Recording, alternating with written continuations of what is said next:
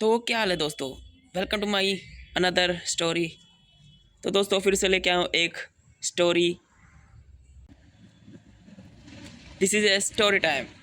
तो स्टार्ट करते हैं स्टोरी। एक समय की बात है।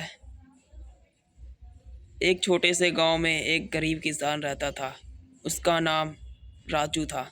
वह बहुत मेहनती और ईमानदार था, लेकिन वह बहुत गरीब था। उसके पास खेती करने के लिए ज़मीन नहीं थी, इसलिए वह दूसरे की ज़मीन पर काम करता था। राजू के दो छोटे बच्चे थे और उसकी पत्नी हमेशा बीमार रहती थी।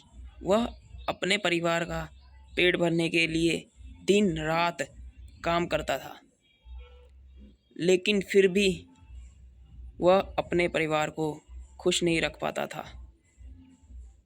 एक दिन राजू के गांव में एक बूढ़ा साधु आया। वह बहुत बुद्धिमान और दयालु था।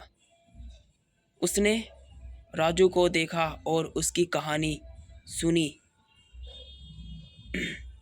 उसने राजू से कहा, तुम बहुत मेहनती हो, लेकिन तुम्हारी गरीबी का कारण तुम्हारी जमीन नहीं, बल्कि तुम्हारी सोच है। राजू ने साधु से पूछा, मेरी सोच? मैं तो बस अपने परिवार का पेट भरने के लिए कमाता हूँ। साधु ने कहा, यह तुम्हारी सोच है। तुम सिर्फ अपने परिवार के बारे में सोचते हो, अपने बारे में नहीं। तुम्हें अपनी ज़मीन चाहिए तो तुम्हें अपनी सोच बदलनी होगी। राजू ने साधु की बात सुनी और अपनी सोच बदलने का फैसला किया। उसने अपने काम में और मेहनत की और जल्द ही उसने अपनी ज़मीन खरीद ली। उसने अपने परिवार के साथ खुशी से रहने लगा और उसकी पत्नी भी ठीक हो गई। राजू ने साधु का आभार माना और कहा, आपने तो मेरी ज़िंदगी बदल दी।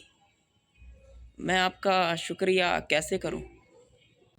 साधु ने मुस्कुराकर कहा, मुझे धन्यवाद देने की ज़रूरत नहीं बेटा, बस अपनी सोच को बदलने का प्रयास करो और तुम्हारी ज़िंदगी बदल जाएगी।